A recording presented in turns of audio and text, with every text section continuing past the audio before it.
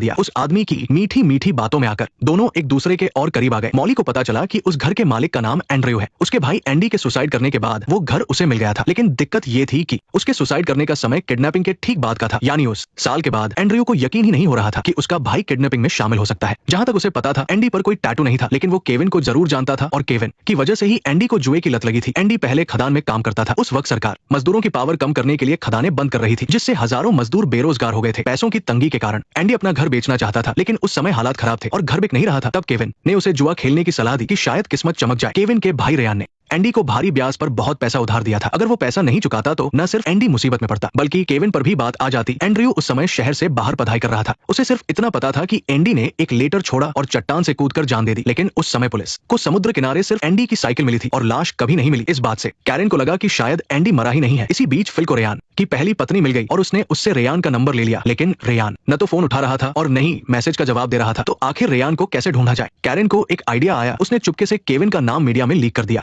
ताकि रेयान खुद सामने आ जाए, लेकिन उसका बॉस ऐसा कभी नहीं करने देता, क्योंकि जब ये केस कैरेन को मिला था तब बॉस ने साफ कहा था कि इसे सीक्रेट रखना है। इस बात पर फिल और कैरेन की काफी बहस हुई। फिर भी कैरेन ने ये खबर ब्लॉगर बेल को बता दी, जो अब एक बड़ा और मशहूर रिपोर्टर बन चुका था। जल्द ही ये खबर न्यूज में आ गई। वो पुराना मशहूर केस एक बार फिर से सबके सामने आ गया था।